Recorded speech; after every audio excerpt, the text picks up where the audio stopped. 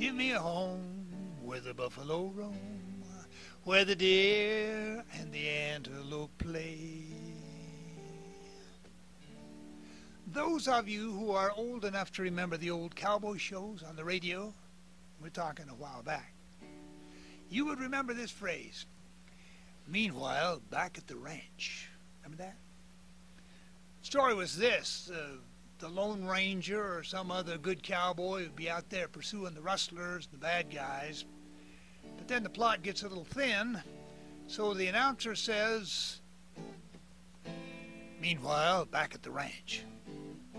Takes us back there to find out what's going on there, little subplot. This would be the story of the 3Ds. We were out doing our thing, hopefully spreading good stuff around, but we were more than just pickers and singers. We were, more importantly, husbands and fathers. And so we were always concerned about what was going on meantime back at the ranch. No cell phones in those days, so we were always on the lookout for a telephone booth somewhere we could call home and find out what was going on back at the ranch. I never had to worry. Things were always wonderful back at the ranch. Marvelous wife, wonderful children, always obedient, never did anything wrong. You believe that? Well, I believe that. I also believe that our goats would never get out and go prune the neighbor's landscaping, jump the fence. I believe that if there was ever a problem among our children, it was always the other child's fault, right? I believe that on the report cards, F stood for fine, D stood for dandy, and I stood for incredible. I'm a believer. So I was a little surprised, more than a little surprised. Every year we have a family conference, and this year we decided to share stories of the old days so that the younger of our 15 children and the younger of our 52 grandchildren and counting could know how it was in those days. Well, I found out some things I had not suspected. One was this.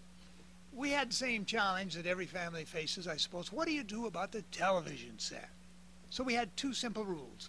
You could watch anything you wanted to on television as long as it was scheduled, if you scheduled it, and if it was approved.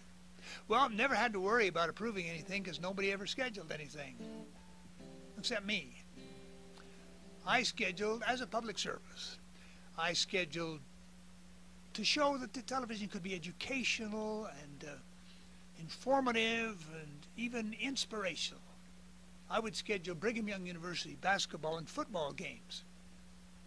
And they were always inspirational, as long as BYU won.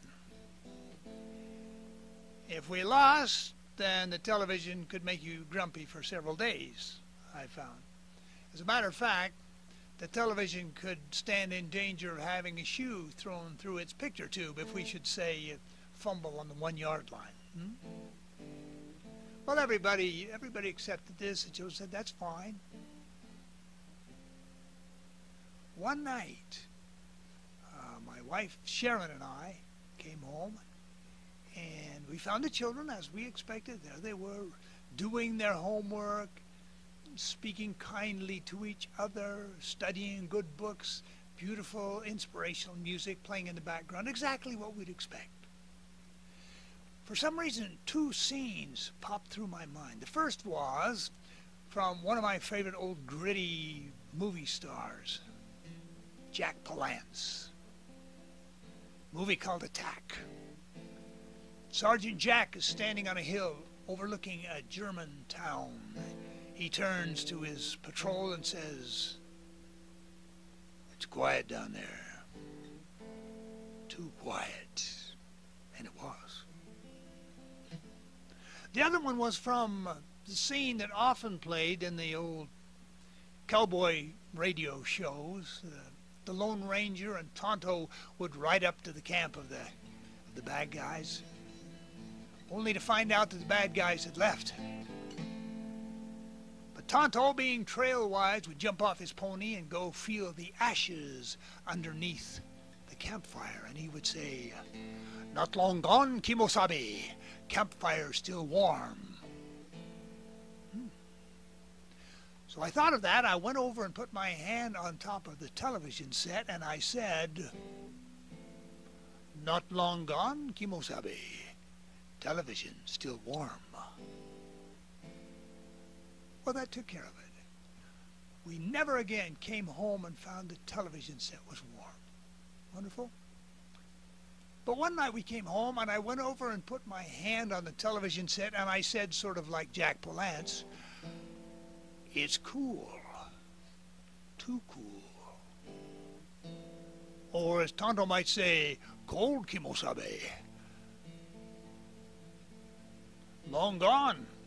Maybe long last winter time, who knows?"